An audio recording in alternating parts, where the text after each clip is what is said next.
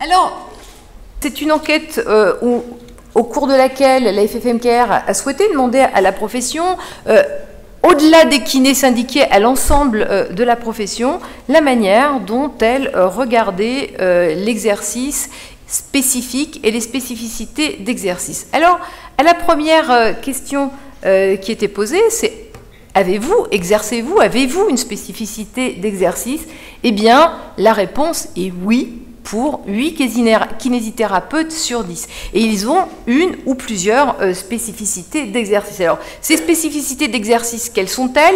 Le musculo-squelettique pour 34%, le pelvie-périnéologie pour 24%, la pédiatrie 21%, la kiné du sport 16%, l'ostéopathie pour 15%, et puis viennent ensuite d'autres formes de pratiques que vous voyez s'afficher à l'écran. Donc on le voit, 8 kinés sur 10 ont une ou plusieurs spécificités d'exercice. Ça indique et ça donne à voir que ces spécificités sont une réalité aujourd'hui des pratiques des kinés.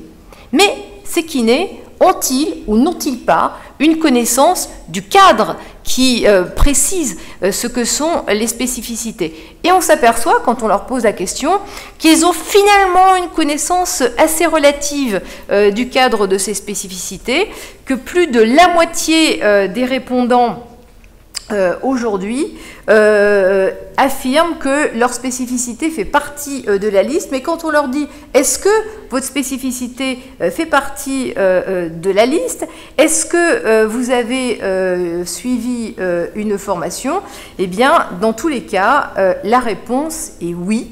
C'est un élément positif. Si on approfondit la question, on s'aperçoit que seulement, et c'est essentiel, que 8 kinés sur 10 dont la spécificité ne remplit pas les conditions du CNOM s'estiment reconnus par les autres professionnels de santé et par les patients. 70% des kinés interrogés et qui ont une spécificité ont fait reconnaître leur spécificité auprès du conseil départemental de l'ordre. Alors, vous l'avez vu tout à l'heure au cours du premier échange, nous avons posé la question du réseau, de la constitution du réseau et de la manière dont on entretient ce réseau. Eh bien, on s'aperçoit à travers les répondants à cette enquête que constituer un réseau est une affaire au long cours et un petit nombre de kinés seulement ont ils sont parvenus en moins d'1 an. Donc ça indique que c'est un travail au long cours et c'est une construction pour constituer ce réseau. Alors, et c'était le rôle de Stéphane Belay tout à l'heure dans la séquence précédente. Quid des kinés non exerçant des spécificités? Quid de ces kinés omnipraticiens, sinon généralistes? Eh bien, parmi les kinés qui sont sans spécificité, eh bien, tout simplement, 1 sur 2 n'en ressent pas le besoin. Et pourquoi n'en ressentent-ils pas le besoin? Quand on va plus loin dans le questionnaire et quand on les invite à s'exprimer plus avant, ils disent finalement, bon, ma patientèle ne me le demande pas, c'est un peu difficile d'accéder à la formation, c'est pas pris en charge par l'assurance maladie, mon statut, parce que c'est une question qui s'adresse aussi aux remplaçants, aux assistants salariés, mon statut ne s'y prête pas. Ça nécessiterait un investissement matériel un peu lourd, et on voit là revenir le sujet économique qu'on évoquait tout à l'heure. Pas de patientèle suffisante, effectivement, c'est un des sujets qui a été relevé tout à l'heure. Il faut une patientèle qui appelle ce type, qui appelle les spécificités. Le manque de reconnaissance, on l'a déjà dit, et puis la difficulté de constituer un réseau. Les difficultés territoriales aussi sont parmi les raisons qui font que certains parmi les kinésithérapeutes souhaitent ou restent dans le cadre d'une pratique générale. Et est-ce qu'ils adressent vers un kinésithérapeute lorsque le besoin un kinésithérapeute ayant une spécificité lorsque le besoin s'en fait ressentir? Eh bien, la réponse est oui. L'adressage vers un kinésithérapeute à spécificité est désormais ancré dans la pratique. Alors, pourquoi est-ce qu'ils adressent? Évidemment, parce qu'il y a un besoin spécifique et donc il faut trouver un consoeur ou une confrère qui exerce cette spécificité ou qui offre cette spécificité, et ils adressent, pour 57% d'entre eux, lorsqu'ils considèrent que le patient présente un cas complexe qui appelle une prise en charge experte dans le domaine qui concerne la pathologie du patient. Et on voit que la coordination, je crois qu'on peut employer ce mot, que la coordination est effective entre les masseurs kinésithérapeutes généralistes et les spécifiques, et aussi peut-être entre différentes spécificités, puisque 8 kinésithérapeutes sur 10 se mettent directement en relation avec le confrère ou la consoeur à laquelle ils adressent le patient, et qu'à cette occasion, ils n'hésitent pas à leur communiquer des éléments à travers une lettre d'adressage ou un contact direct. Et il y a aussi une autre raison pour laquelle on adresse les patients directement à d'autres confrères, c'est tout simplement parce que le planning est saturé. Et d'ailleurs, c'est ce que soulignait aussi tout à l'heure Stéphane Belay lors de notre précédente séquence. Voilà. Si on pose la question...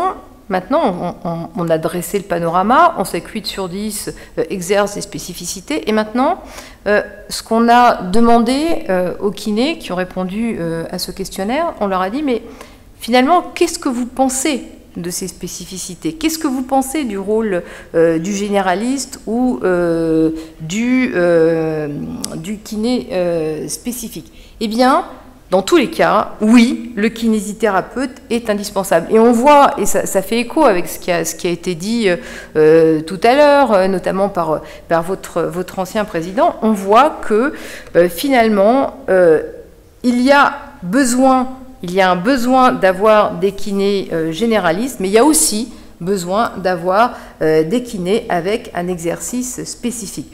Et ce qui est tout à fait intéressant, parce qu'en matière de sondage, lorsqu'on recueille une intention favorable, lorsque les répondants disent oui, ce qui compte, c'est avec quelle intensité répondent-ils qu'ils sont d'accord, répondent-ils oui. Et là, on voit que l'intensité est très forte, puisque à ces deux questions, avoir des kinés généralistes et avoir des kinés ayant un exercice spécifique, on voit que, là encore, les intentions sont très fortes, puisque le nombre et le taux de tout à fait d'accord est très important et significatif. Alors, on a aussi posé la question de est-ce que, finalement, ces spécificités clivent la profession? Eh bien, là, on se rend compte que la réponse est encore non. Non, les spécificités, qui sont une réalité de terrain, ne divisent pas la profession.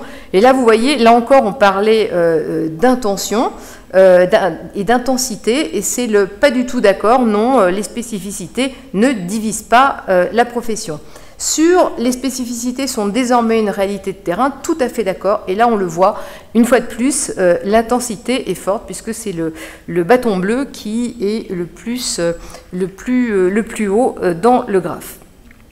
Alors, faut-il reconnaître les spécificités? Eh bien oui, la reconnaissance des spécificités est nécessaire, la profession y est très nettement favorable. Il faudra que les tutelles reconnaissent ces spécificités et s'en emparent. Et puis, le kiné, eh ben, il est aussi un professionnel de santé qui connaît ses limites et qui, en cas d'incapacité à aller plus loin dans le soin qu'il apporte à ses patients, eh bien, il pourra passer la main à un confrère ou une consoeur dans la spécificité requise. Lorsqu'on pose la question du champ de compétences, on peut se poser la question de est-ce que finalement on voit que le kiné, en tout cas les kinésithérapeutes qui ont répondu à ce questionnaire, et je redis que ce questionnaire avec 1113 réponses est un questionnaire fiable d'un point de vue statistique, avec une marge d'erreur très faible, qui doit se situer autour des 2%. On nous dit que dans le cadre de son champ de compétences, oui, le kinésithérapeute est le mieux placé pour orienter un patient complexe vers un autre professionnel de santé. Et là, on voit l'inscription du kiné et l'affirmation du kiné dans le parcours de soins. Et puis, on nous dit, et en tout cas, on est avec une intensité peut-être un peu moindre, mais en tout cas, là encore, on est plutôt d'accord avec l'idée que les kinés ayant une activité généraliste sont en mesure, dans la plupart des cas, d'apporter à leurs patients les soins appropriés suivant les données actuelles de la science. Alors, la question de la téléexpertise, qui a été aussi abordée tout à l'heure, a été posée.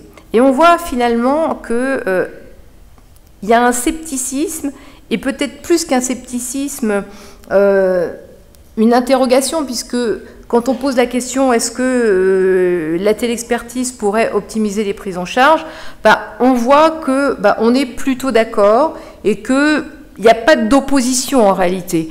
Voilà, et en fait, tout ça, sans doute, est à relier avec le fait que la téléexpertise, pour l'instant, n'est pas rentrée dans les pratiques. Enfin, la question de l'organisation en pôle. Et là, on leur a dit, est-ce que, à l'instar des cancéropôles, des gérontopoles, est-ce qu'il faut avoir une action sur leur organisation des champs de compétences en pôle? Eh bien, là, sans ambiguïté, la réponse est oui, et on estime qu'ils sont efficace. Alors, c'est une question, c'est la grande question. Et cette question, elle a été soulignée tout à l'heure par Sébastien Guérard, le président de la FFMKR, dans son propos introductif. Cette évolution de la profession qui est désormais quantifiée, démontrée, est-ce que la profession, est-ce que le nom de la profession doit évoluer? Alors, on voit que, effectivement, oui, masseur kinésithérapeute, c'est vraiment une dénomination à challenger. Pourquoi? Parce que le massage est une technique, et donc réduire le nom de la profession à l'idée de massage et le mettre en avant, masseur kinésithérapeute, et d'ailleurs la FFMKR s'appelle masseur kinésithérapeute rééducateur, appelle à repenser le nom. Après, on leur a posé la question de en quoi vous reconnaissez-vous? 48% nous disent qu'ils se reconnaissent effectivement dans la dénomination internationale, on pourrait appeler ça des DCI, des dénominations génériques si on parlait du médicament. 48% se reconnaissent dans cette dénomination de physiothérapeute. Mais plus encore, et c'est là que c'est intéressant, et on a peut-être une réponse à la question posée par Sébastien Guérard, mais à vous de dire dans la suite de ces assises si vous la retiendrez ou pas. 77% des kinésithérapeutes se reconnaissent dans la dénomination francophone de kinésithérapeute. Donc voilà pour ce sondage, voilà à présent le tableau dépeint par la profession et les attentes et la manière dont les kinésithérapeutes aujourd'hui regardent les spécificités.